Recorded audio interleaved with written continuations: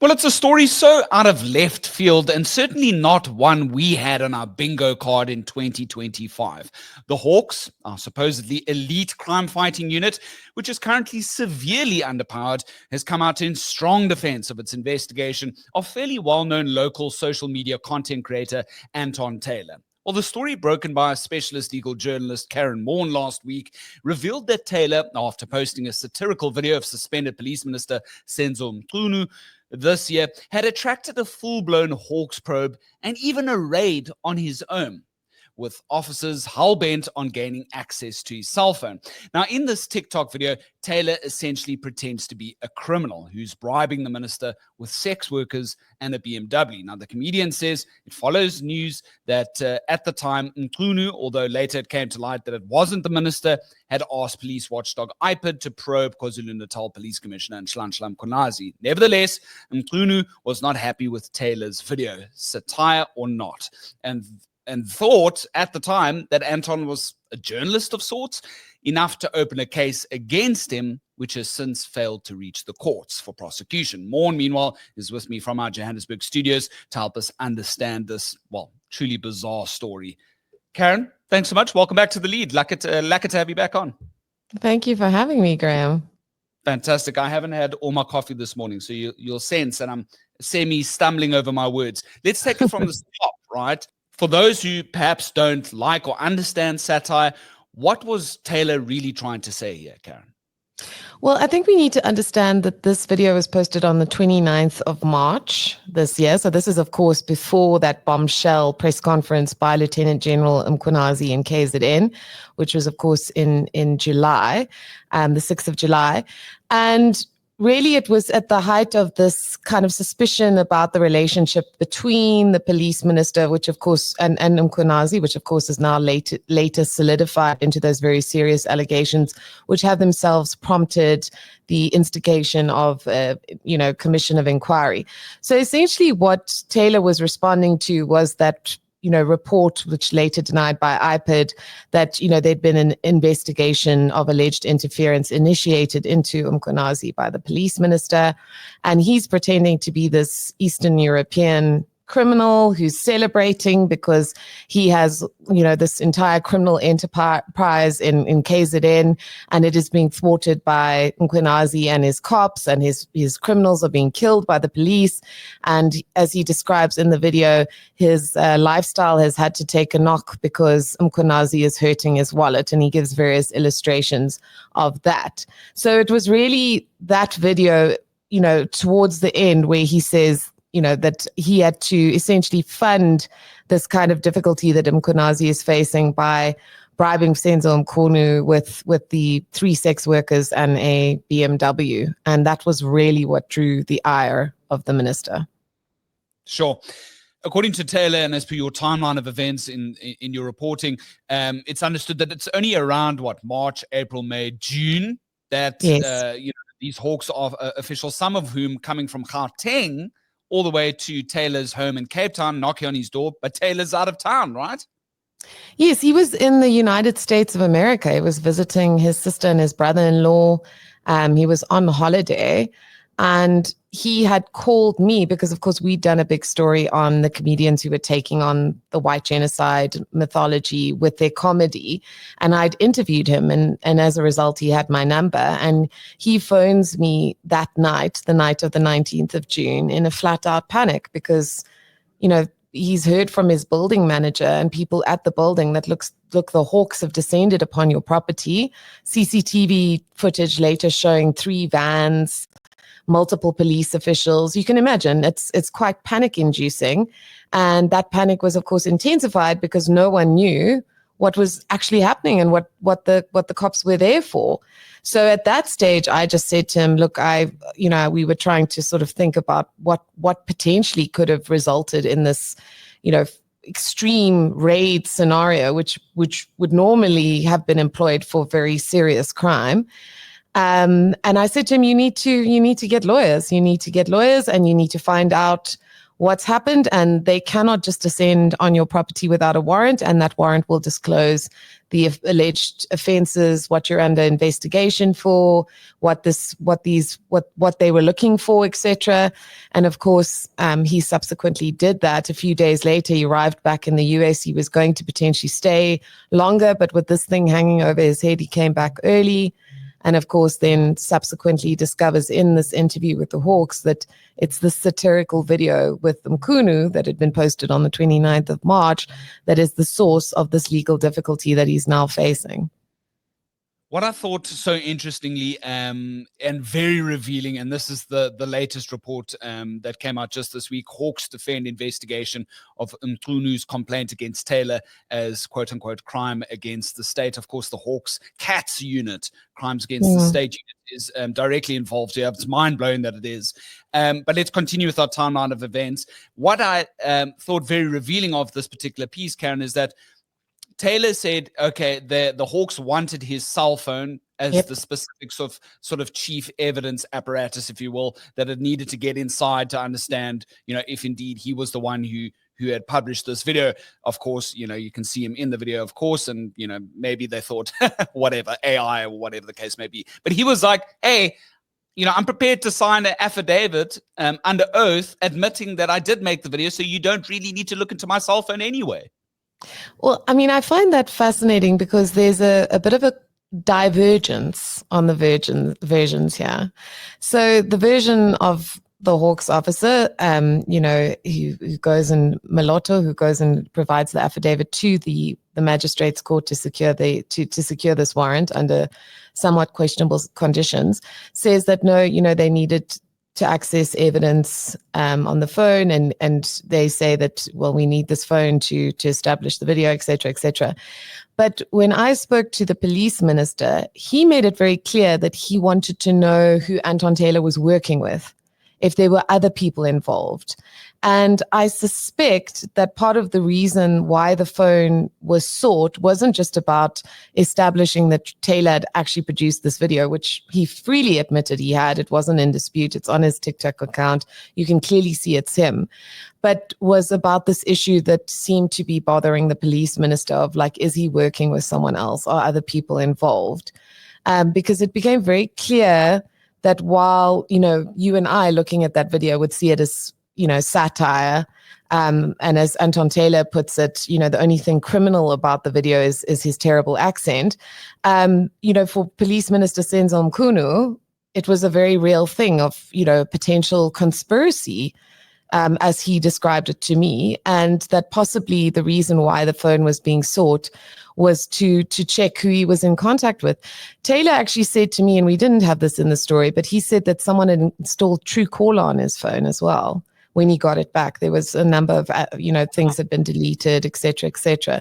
So I suspect that part of the dimension of that was to identify who he was in communication with as part of the furtherance of this investigation. I can't claim to know what he can afford, but I mean, if I was in his position, I certainly wouldn't keep the cell phone because I'd be too worried, something else nefarious might have been plopped onto it that without my sort of say so. Yes. Well, I mean, interestingly enough that you mentioned that, because he did get a data analyst. He got specialists to investigate whether there was malware or spyware on the phone. They didn't find anything like that, which is really what he was wanting.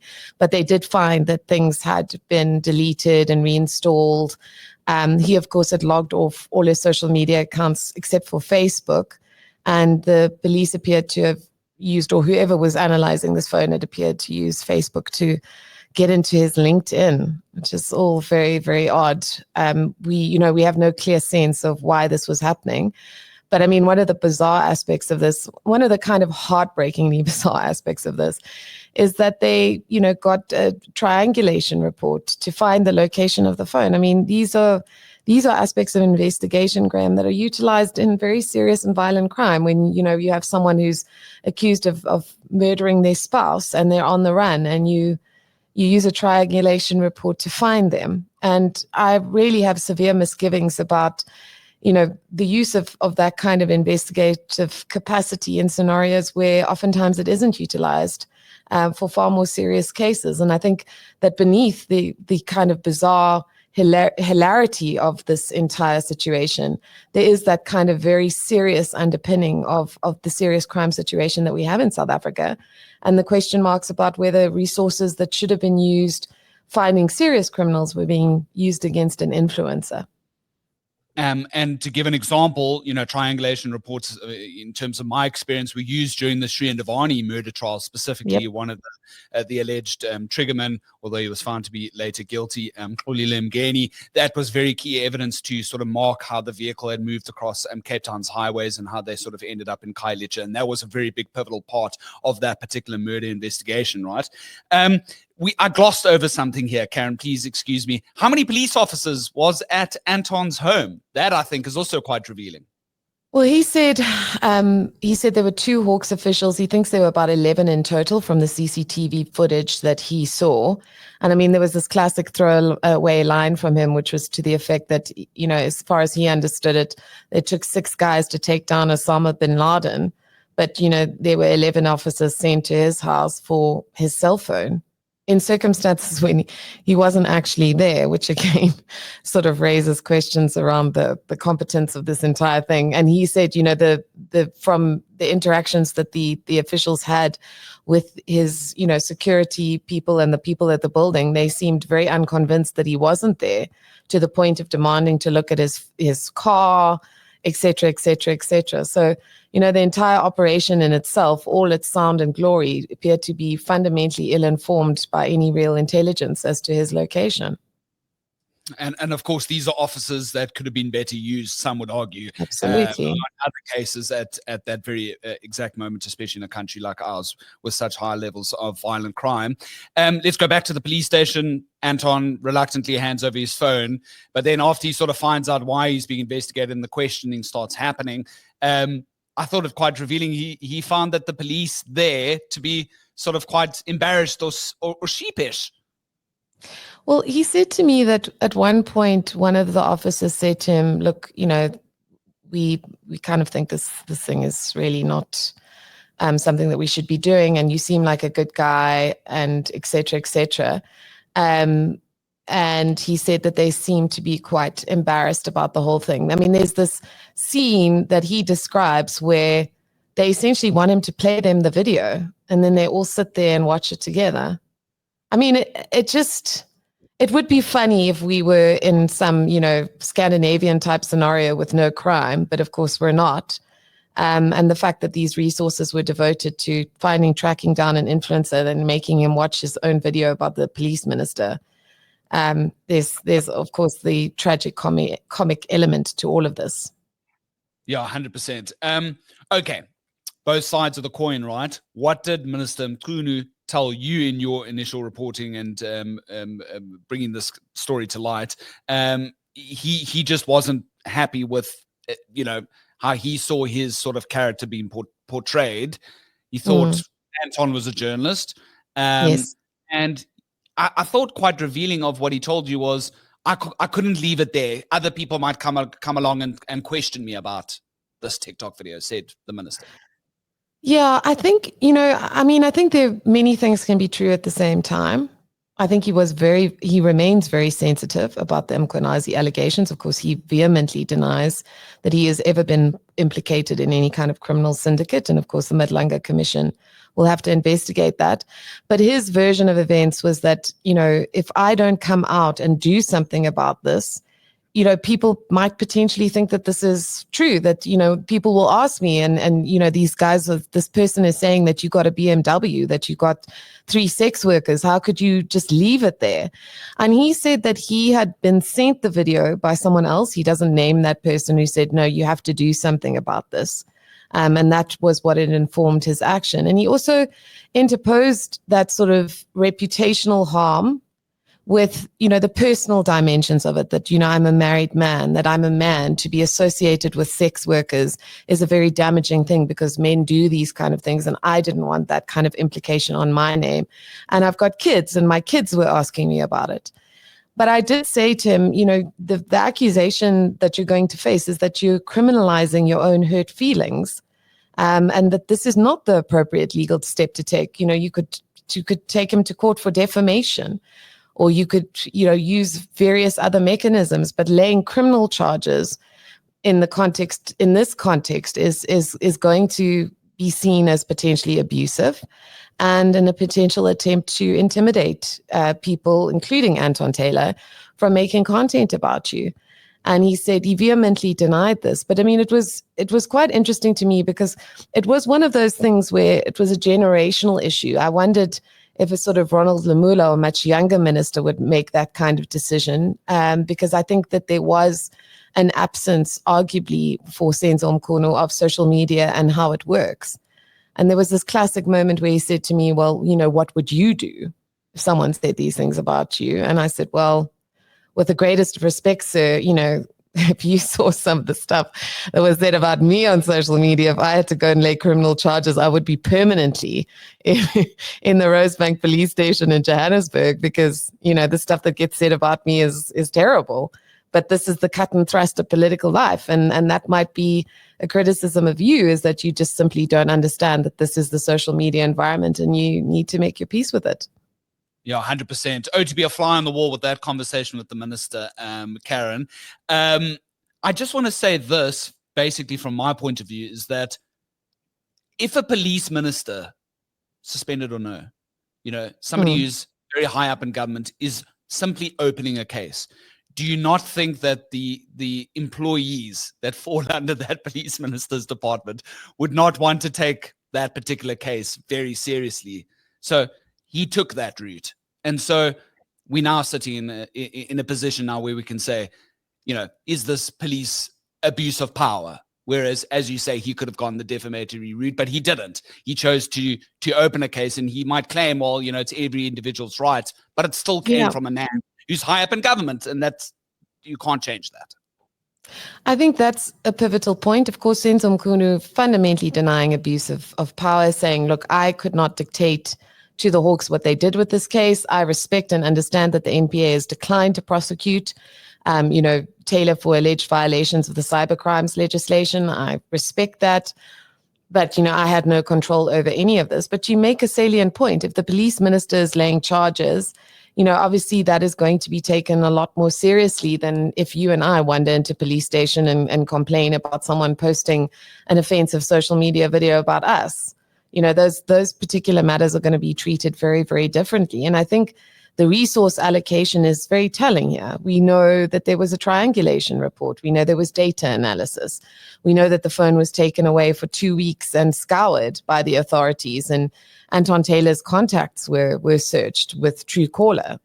That is evident. We know that 2 senior police officials, came from Pretoria to conduct this investigation, not once but twice. So, all of those things create an impression of a serious effort being made, again, in the context of a country where a serious effort is not made in a number of very serious offenses. And I think that is an incredibly big question mark. And I was reminded of that excellent podcast you did with our colleague Jan Khaber about the allocation of resources in the police budget to protection of VIP, so-called VIP police ministers, the president, former presidents. And I think that the figure that Jan quoted was something like 300 million rand less being given to the Hawks to investigate, corruption and crime involving those very same police, the senior, not police, but senior government officials.